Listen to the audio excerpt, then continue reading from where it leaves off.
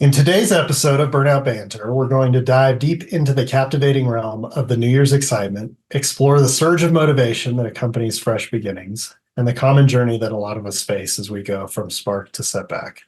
Join us as we unravel the psychology behind the universal eagerness to set resolutions, make plans, and embrace change as the calendar turns. From the initial bursts of enthusiasm to the inevitable challenges that may lead to fading motivation, we'll try to help you better navigate the intricacies of this annual cycle. We'll talk about how you can sustain momentum, overcome obstacles, and find renewed inspiration when the initial excitement begins to wane. Whether you're someone who sets resolutions each year or a skeptic of the New Year fervor, this episode provides a candid exploration of the emotional journey tied to fresh starts. Hi, everybody. My name's Jeff. And I'm Rochelle. And this is Burnout Banter. Before we jump into today's podcast, remember to subscribe to the podcast on Spotify, Amazon, Apple Podcasts, YouTube, or wherever you listen so that you can stay up to date with the latest banter. Happy New Year, Happy New Year. Excited to be starting season 2? I am. I'm really excited to talk about burnout this year because I'm taking an interesting twist on it, I think. And I think we're going to have some really interesting conversations about burnout that are new and fresh without giving too much away to listeners in episode 1. Did you go ahead?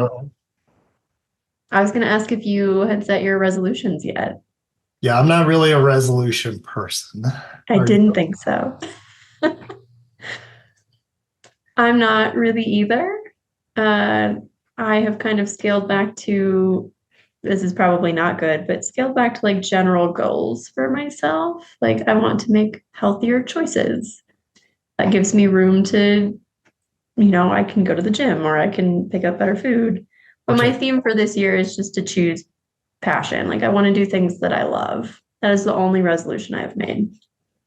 Yeah, I like that. Mine, I much like you, I like sort of an intention for the year. So mine was to grind. To grind? To grind, yeah. I feel like last year I didn't really grind. I'm the opposite. I feel like that's all I did last year and I need a break. And I did, a couple things like I want to get back into meditation and, kind of go about my day in a little bit of a different way than I have in last year. But I did really well for the first day of the year, and I did not so well the second day, and I did pretty good the third day, and we'll see how the fourth day goes. So, well, good luck to you on that. That sounds exhausting to me, but I feel like you'll do it intentionally and in alignment. So maybe you'll have better success with it. And I think a lot of it, just being a little more focused, right? And trying to accomplish some of the things that I wanted to accomplish or have wanted to accomplish for a little while. So I like it. Grind. I think it's just the word grind specific. Like focus, I get. It's an intense word. Grind is a tough one for me. Yep, I get it. Yeah, but I think, I even, taking a nap is a healthy decision. So I think I like it. Napping is high on my priority list. I have a friend who moved to Amsterdam and she found this cool app that tracks how much you nap throughout the year. Oh. I don't know why her moving to Amsterdam is relevant, but she has like been on this super health and promotion of her well-being kick, and that's come out of it since this move. So I'm going to find this napping app and start tracking my naps. I like that. Yeah. I'm a big proponent of like a 30 to 45 minute nap during the day. Agreed. I've started tacking that onto my lunch. So I have no shame about the 2-hour lunch now because I need the power. I need to recharge. I start my day at like 6 o'clock in the morning. So by the time I get to noon, I'm toast without a nap. Yeah. I think that's okay. I agree. So what do you think? Obviously the new year, it's fresh start. What do you think creates so much excitement around this time of year? I feel like it's a cultural thing. Everybody starts queuing up in December, like, all right, I just have to get through the end of the year. And then I have this, like, I get my time off and I get this fresh start. And you get bombarded by advertisements for everything. New year, new you. And so it's just kind of ingrained in us that this is the time to start fresh. It's weird to think about it in like June, but January is the new year, new you marketing. So I think that's why we start to like get excited about it. And we also kind of have this like little mini reset, right? You get that time off, you get to check out, go do your holiday thing, and you come back refreshed, I hope. Yeah. Yeah. I mean, as much as, we did the podcast in October talking about, the end of the year and how hectic it can be. This year was particularly hectic, I feel like.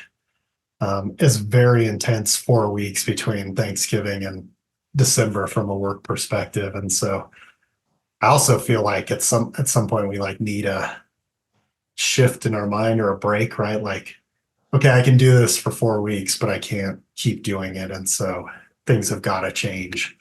Exactly. And I don't know if the last month of the year is so bad that we all feel like we need that change.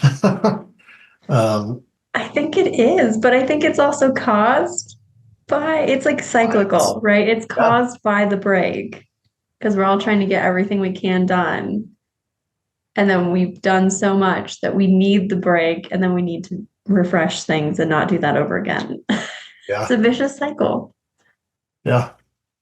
Yeah. And I think, at end of the year, right, we reflect back on what we accomplished in the past year and, how we went about it. And in some ways we're looking to make change to that, or there's an opportunity to make changes to that. And so I think you're right. We are somewhat brainwashed as to what the end of the year means. As a marketer, I've contributed to it. So sorry, not sorry, but it's a nice time for self-reflection too. I think we talk about this a lot on the podcast, but we spend a lot of time looking back on what went wrong and what we could do better. And I think that is just what we do as human beings. And so this time of year is a good time for us to think that and then be positive about it. Like, okay, this didn't go well. What can I do in the coming year to make it better? Yeah. So it's kind of a good thing. Yeah, it is interesting though, how we just pick like this totally random, the calendar turns and it's a new year and it's really not any different than any other day. Again, we should set resolutions in like June. Yeah. Halfway through the year, right? See how that goes. It is my least favorite time of the year at the gym. Oh, because it gets very busy. And then I won't go into the studio in January because of all the new people who are like, I'm going to try a new hobby and I'm going to get fit. I wait until at least February and then I go back. Yeah. So did you make resolutions at some point, or has that shifted for you? I used to. And then I started noticing that the same ones were on my list every year. And it was really discouraging.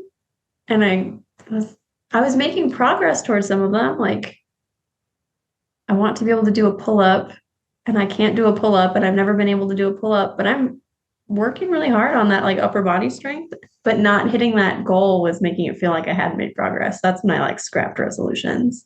Yeah. So it took me a while. And also I was just starting to I would have like a laundry list of 20 of them, and I'd get to like February. I wouldn't get that far. And like, I'd already given up on 15 of them. Like, I'm done. I haven't made any progress. This is pointless. Yeah. Did you used to do resolutions, or have you always been? Quite a bit. I'm very task and goal oriented. So yeah, I used to. And I think really getting into this fearless living work helped me shift my perspective on the end of the year and the new year and goal setting and resolutions and that type of stuff. In a healthy way. In a healthy way. I think so. Even though I chose the word grind. I won't comment. I won't bash on your word for the year. Because if anybody's going to do it in the right way, I think you are. But yeah, so do we think this is a common problem for people tossing their resolutions out the window? It's a very common problem. It's such a common problem that I think probably more people have given up on them than maybe even still do them. I don't know.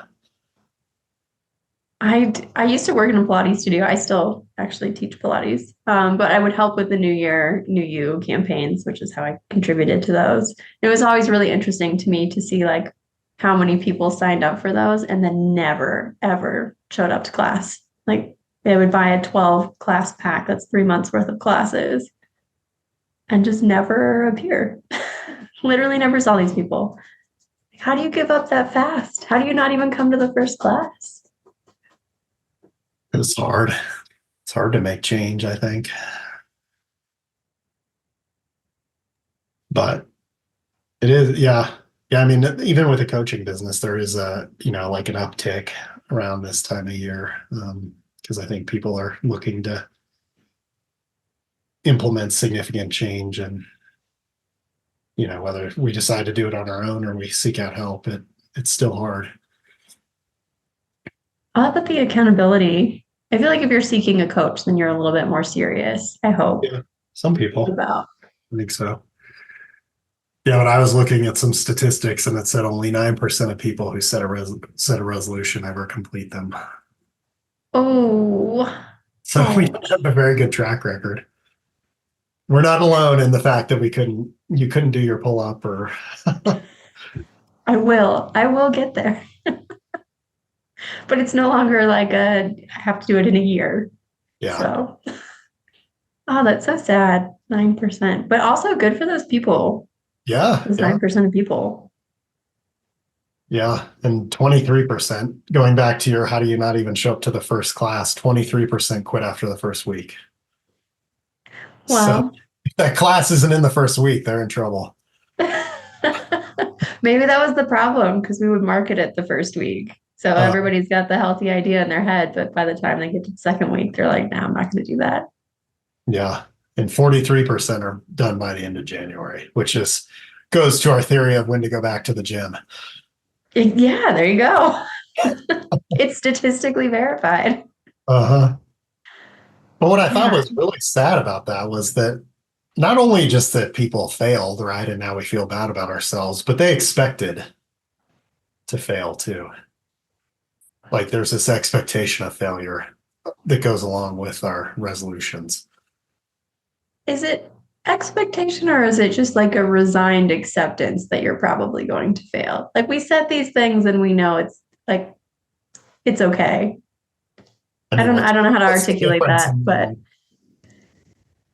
I'm sorry. What's the difference between an expectation and a resigned acceptance?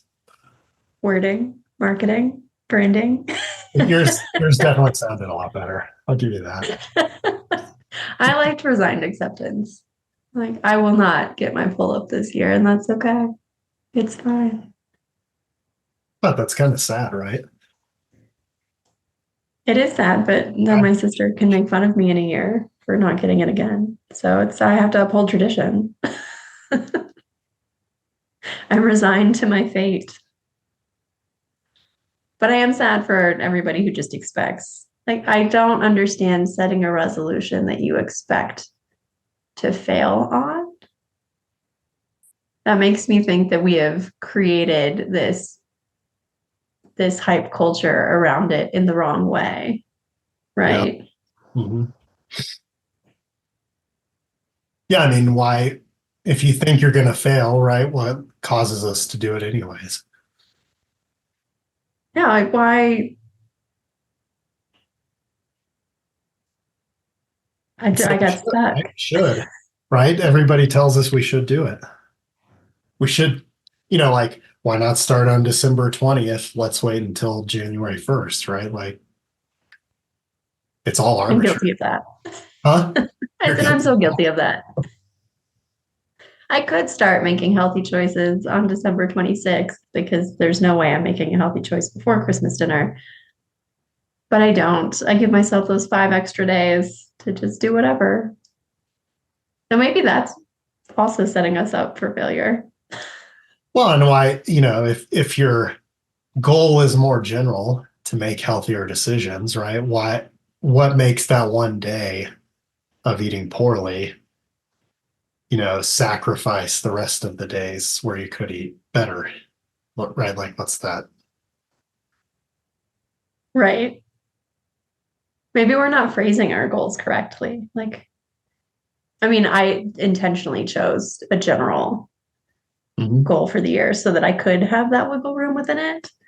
But I'm thinking back to my past resolutions when I was like, I want to be able to do a pull up, or I want to write a book, or I want to learn a language. Like maybe those were not realistic for that year.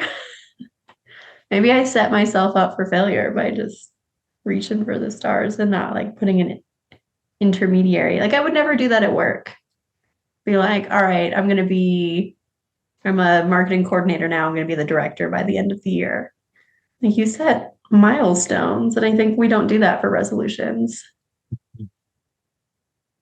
Well, and I also think, right, if you did set a goal to learn a language or write a book or whatever else, right, what else did you do?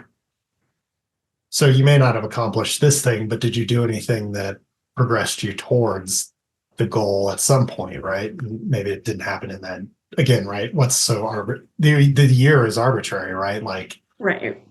just because. This is why I scrapped resolutions because I was still writing. I was still practicing on my little Duolingo app. But because I hadn't achieved the end all be all, it felt like I hadn't done anything. Yeah, so I was actually reading an article about that very thing. Ooh, do tell. For Christmas, it came out of Harvard, and they call that the arrival fallacy. What is the arrival fallacy? So when I achieve this thing, I will be happy. I can celebrate. I can feel fulfilled. Guilty. Yep. Right. The book being finished is the arrival fallacy, right? And a lot of You would people, think. but a lot of people who are high achievers, right? That's very much how they work. I'm going to do this. Okay, I did it. Now I'm going to do this, right? And there's no celebration of it's just like, yep, check the box. I'm on to the next thing. What's the next thing?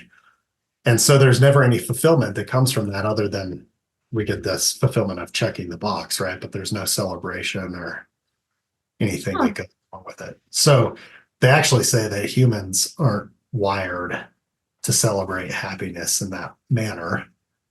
We actually derive most of our happiness from progress. Interesting. And yet we struggle to see the little progress. Right. We don't acknowledge the little progress very often. That makes resolutions really tough. Makes all goals really tough, honestly. Mm-hmm. It does. You wrote a chapter. Be happy. Yeah. Yeah. That's a big step. That's more than a lot of people do when they say, I want to write a book, honestly.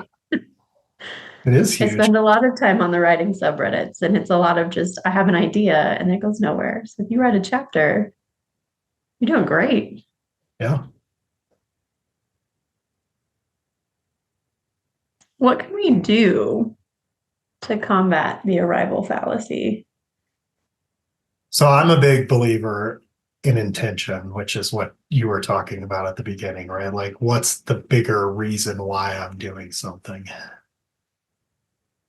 Okay. What if you want to do pull-ups, right? Like, what's the reason why you want to do pull-ups, right? Like, there's a bigger reason than just being able to do the pull-up. To quote the internet, I want to be strong like woman who fights bear in the forest. Oh, wow. That's what I tell my trainer every time. He's like, why are you here? I'm like, that's why. And Okay. I would like, I would say you are. I mean, I think I know you pretty well. Strong like bear. A woman who fights bear. I don't know if I could take on a bear, but I would be pretty comfortable if you dropped me in the forest and I had to fend for myself. I think I'm okay. I'd be okay. So yeah, maybe I reached my goal. Not that I can What? What planning does on fighting strong? with bears, but What does strong mean? What does it mean to be strong? see, I haven't defined that. I was defining it by the pull-up, unfortunately. That was going to tell me that I was strong. I could look at strong as somebody who's willing to stand up for what's right. and fight the status quo in the construction industry. Hey, I feel like I've achieved that strong. I am not afraid to call out the construction industry. Check. Let's celebrate that one. And you aren't either. That's why we're both here. Yeah. But that's, again, right? It depends on how you define it. That's fair. I mean, I was thinking physical strength, but mental strength is important too. Yeah. Resilience. At some point, none of us can do a pull up as we get older, right? Or the majority of us. Even if we could do a lot of them at some point, that eventually goes away. I have never been able to. So I have accepted that it is just not something my body will do. I might be able to knock out like 1,000 push-ups one day, but I don't think I'll ever be able to do a pull-up. And that's okay. Yeah. That's okay. Yeah. And I think a huge part of intention is just we're practicing all the time. Right. So yes. Even with my week, right? All I was doing was practicing, and 2 days it went really well, and one day it didn't go so well. But you didn't stop. But I didn't stop. Right. Mm-hmm. And that's because I'm practicing, right? Perfection is not the goal. It's progress. Right. Right. Failure doesn't mean stop. Mm-hmm. And I think that's where a lot of us go wrong with our goals, right? Is once it seems like we're going to miss the goal, or we set unrealistic goals. That's a huge problem with our goals, right? Like, I'm going to go to the gym every day. Well, if you haven't gone to the gym for 2 years, to think that we're going to go every day, right, is pretty unrealistic. Yeah, that's not healthy. That's a lot. One, it's also you have to like make time for that in your schedule. It's not even just your body adjusting to it, it's your whole life adjusting to this new lifestyle. So you're doubly setting yourself up for challenge and failure. Yeah. Yep. And most of us just say we're going to make this happen, and there's no real planning that goes into that, or we don't create any form of accountability for ourselves. So we get Oh, I impatient. like the accountability. We get impatient, right? Like, why am I not seeing the results? Guilty of that one too. I am extremely impatient. That's probably why I quit by the end of January. Probably why the other 43% of the world quit by the end of January. Yeah, and the 91% they didn't make it through the year. I think humans are just so used to instant gratification that it's getting harder and harder for us to do kind of long-term things, or to stay motivated for something that's going to take a long time, because we're so used to just like being instantly gratified. Yeah. I would agree. All or nothing thinking, right? Like, I have to do it every day, or then it's not worth it. I have to eat healthy every day. I can't have a cheat day. Even The Rock has a cheat day, and look at that guy. Everybody needs a cheat day, or it's just sad. He just builds a cheat day into his routine, right? Exactly. I often have multiple cheat meals throughout the week, so it probably adds up to a couple of days, but my soul is happy, and that's what's important, right? Yeah. And, planning for obstacles that are going to get in our way, external stressors, how are we going to deal with that? A lot of us don't have a plan for that either. So when it happens, it's just, and I think a huge part of it is whatever we were doing last year was comfortable. Right. And we're now trying to get out of our comfort zone, and that's going to be hard.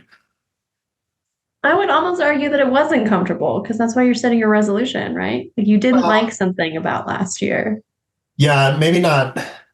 You probably didn't like it, but it was what you knew, and it was comfortable. So this draw when things get hard is going to be to pull you back to what you were doing. That's fair. Yeah. So it is comfortable, even though you may not like it. Being comfortable with your discomfort is something that I don't like, that I have gotten used to. Actively working on changing that. Okay, say that again. So I feel like I have gotten used to being okay with my discomfort. Like if I don't like something, I just deal with it. It's just how it is, right? And So you I'm don't actively like that? working, and I don't like that I'm like that. I don't like that I just roll with it. I'm like, all right, this sucks, but I'm gonna keep on going. Oh, I get it. You've gotten comfortable being I've in. been comfortable accepting that discomfort in my life. Okay. I'm having a really That's how. hard time explaining this. No, I get it. I get it now. Okay.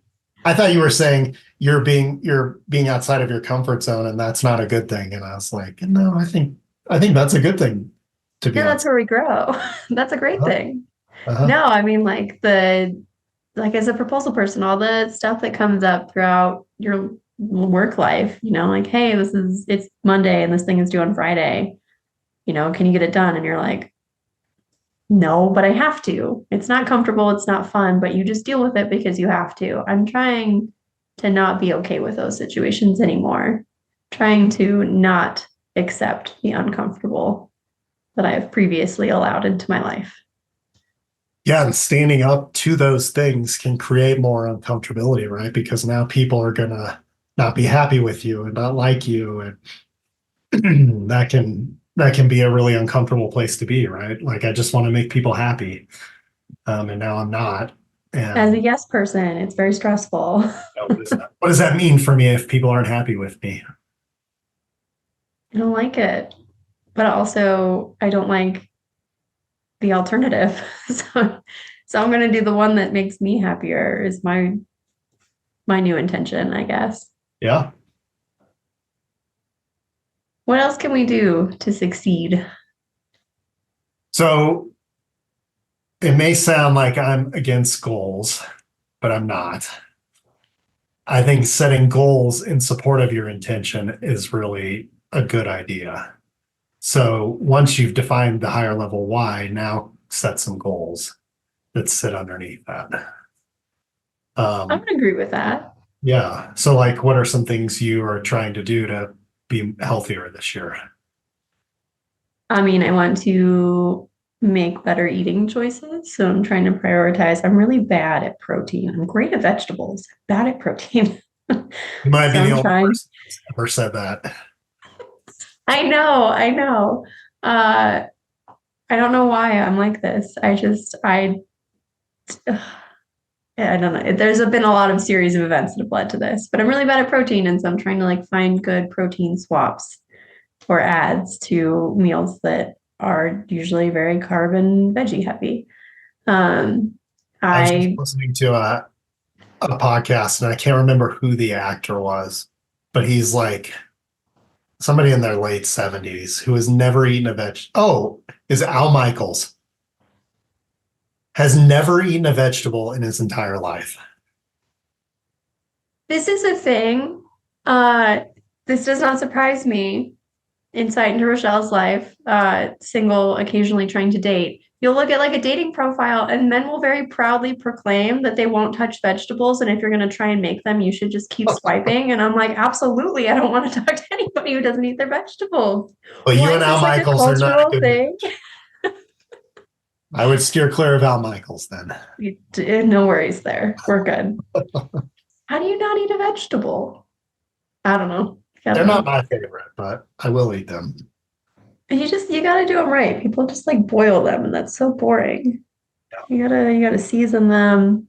All right, so eating more protein. What else?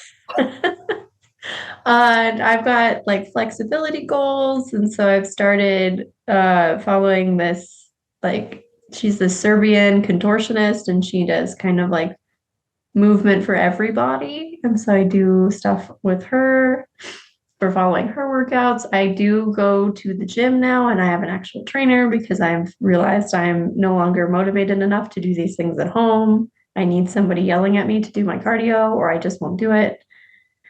So those my baby steps. Eat Yep. healthy, move, move a few.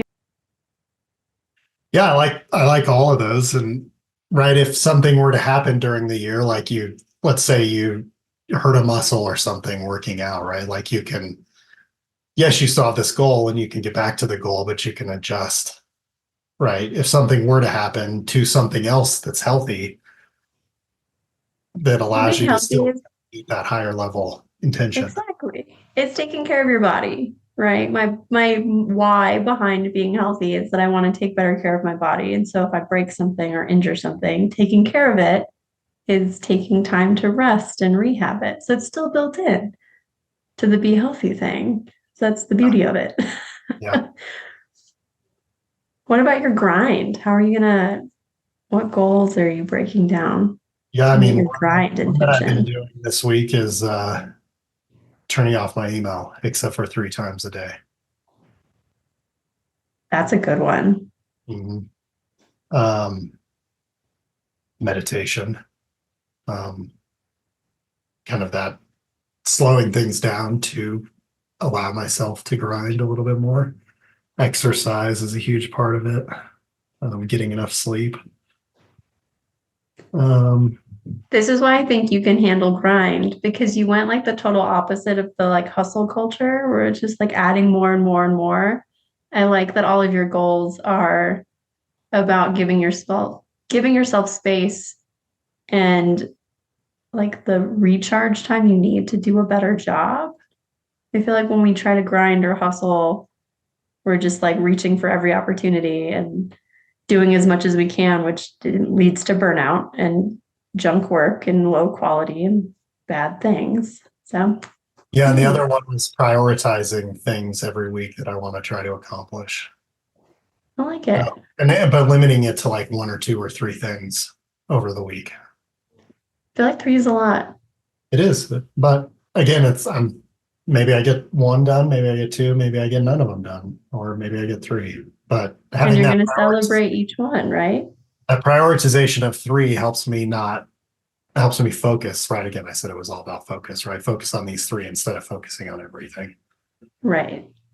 I and like trying it. to get everything done. So yeah, from a motivation perspective, right? There's internal motivation, there's external motivation.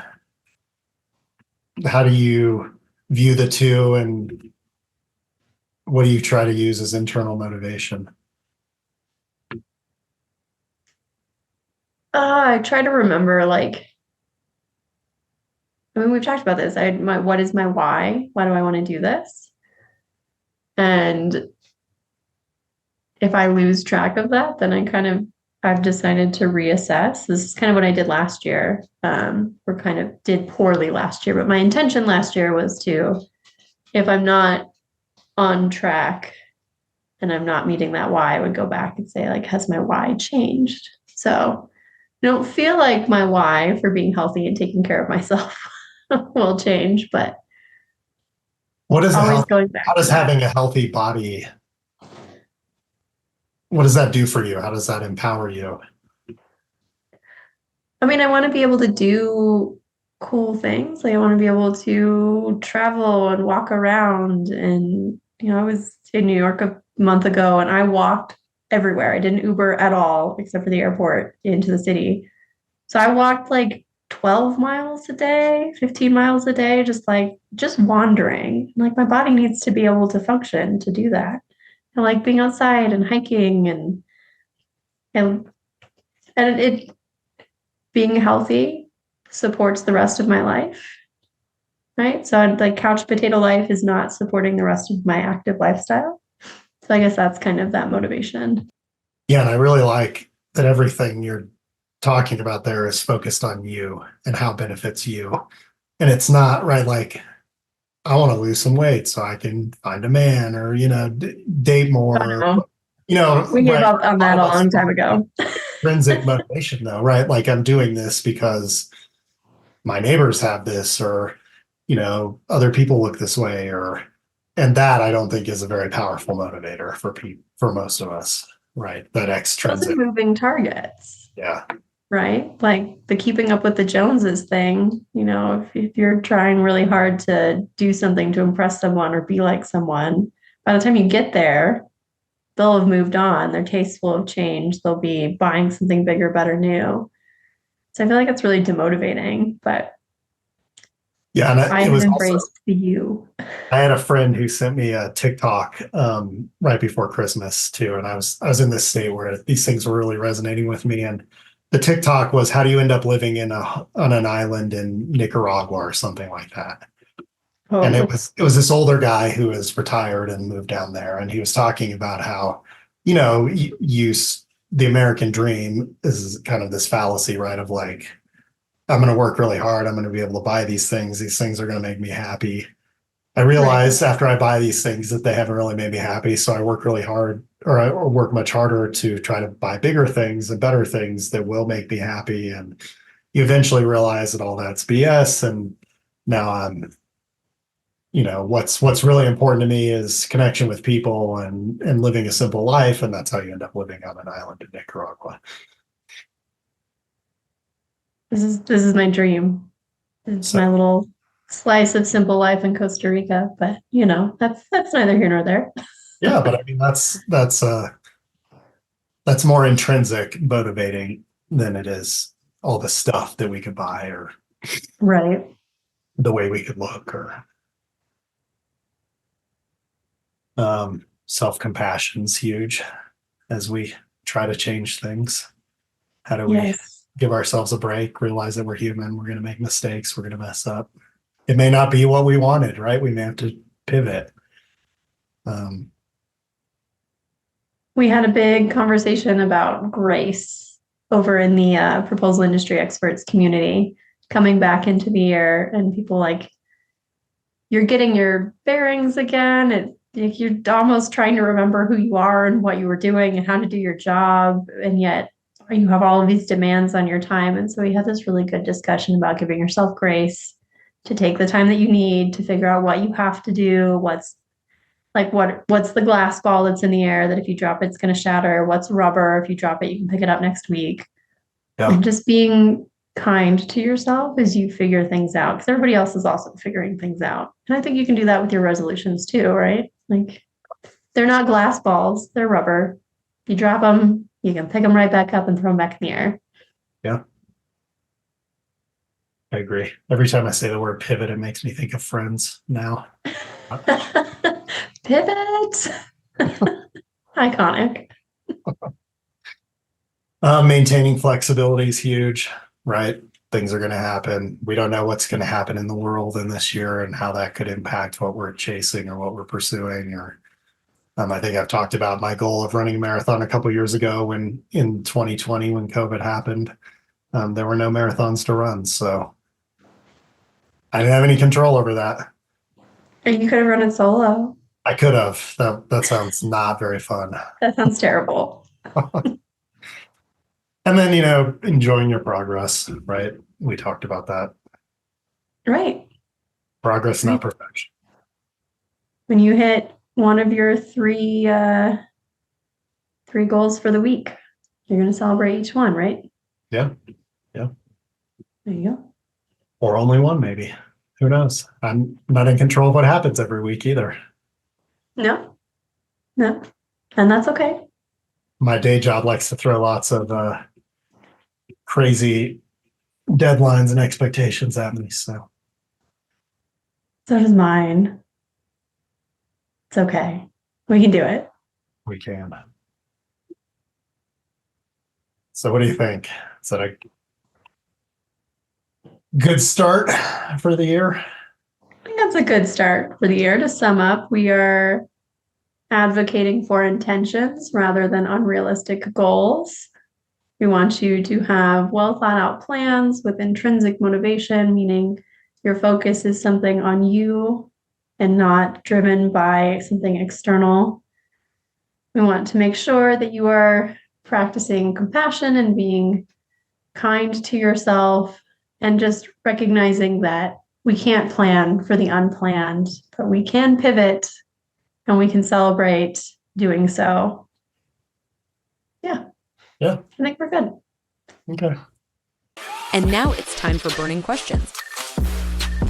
It's time for burning questions. So we did get a question about New Year's resolutions, goals, but it related more around how to manage other people and their impact that it has on your pursuit of your resolutions or goals or whatever you want to call them. So The unplanned. Okay. the unplanned, right? Planning and other people's resolutions and goals and plans may not necessarily align with your resolutions, goals, and plans. So how do we deal with that? That's true.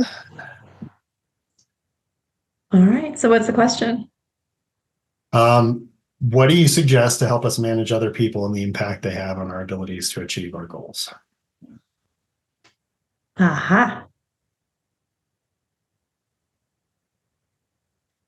I feel like we also talk about this a lot, but we are not responsible for other people and what they do or what they think or what they say.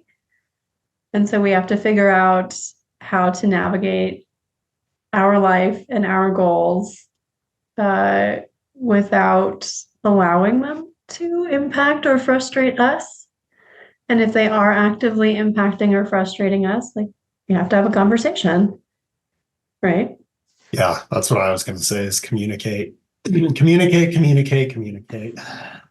No, why would I do that, Jeff? I'm a professional communicator. I don't need to do that. But yeah, I'm thinking about, marketing teams out there setting their goals for the year, their targets for the year, their budgets for the year. And I'm imagining our technical staff are going to frustrate these throughout the year. It's a annual struggle. It's a regular struggle. And I think it's the only thing you can do is just talk to them about why these benchmarks are important, why these goals are important, what their role is in meeting them, because the technical staff are not off the hook for marketing goals. They are still responsible for proposals won, proposals written, proposals developed, proposals, RFPs received, client relations. So they need to understand what their buy-in is to your goal. And if you can get them to buy into your goal and share it, they're not going to frustrate you as much. Right. No, that's a great point. Getting buy-in. And I think we set goals for ourselves, and whether we share those with other people or not, right? We tend to have this expectation that we're just going to be able to, that we're all going to be on the same page, or that people are going to support us in pursuit of our goals. And I think it's huge to say, if I'm going to say no to something that I would usually say yes to, I'd say, I'm going to say no, and this is why I'm going to say no, or this is how, this is what I'm working on. So how can we achieve both things? That's going to go a long way towards hopefully helping us stay on track. And they may not agree at all, right? And so now we're confronted with a choice. But exactly. I think if you haven't listened to our episode with Jen McGovern on how to say no, now's a really good time to refresh on the different ways that you can say no without actually saying no, so that you can keep moving forward without creating ill will between you or someone else. Yeah. And that's hard, right? I struggle with that all the time because I want to say no because I'm standing up for my boundaries, but then I upset other people and it gets me in trouble. Recovering, yes, percent. I know why I'm doing it, but they have no idea why I'm doing it, and they just think I'm being difficult. Exactly. So I think communication is the biggest thing. And always key, always the answer. Absolutely. Yeah, and even some curiosity too, right? Like, what are you working on? How can I support that? Yes. Now that I know what Rochelle's goals are for the year, when we get together to speak at conferences, I'm going to try to find healthier places for us to eat. I've got the vegetables down, Jeff. You just have to make sure there's a protein on my plate. I'm going to hold you to your weekly. What have you done this week? What are you grinding? Did you meditate on the plane? So we can all support each other too. The more curious we are about what each other's trying to accomplish, and yeah, mutual accountability. I don't know if it has to be mutual, but accountability. Right? It's important. It's helpful. Yeah. You're more likely to accomplish your goals. I don't know what the statistic on that is, but you are more likely to accomplish your goals if you have someone holding you accountable. So, Yeah. And not rigidly accountable, but flexibly accountable. yeah, just someone to check in with you, Yeah. see how things are going, remind you, nudge, nudge, that you have a goal. Perfect. Yeah. All right. Well, Any it's good to be back for season 2. A friendly reminder to our listeners, if you have a burning question, you can email it to us at burnoutbanter@gmail.com. We love seeing your burning questions. Please remember to like or subscribe to the podcast on Amazon, Spotify, Apple, YouTube, or wherever you listen to make sure you never miss an episode. Those of our listeners who are SMPS members and are getting ready for conference season, Jeff and I will be at the Southern Regional Conference in Austin, January 31st through February 2nd. We're presenting Say No More to Proposal Burnout on Friday the 2nd.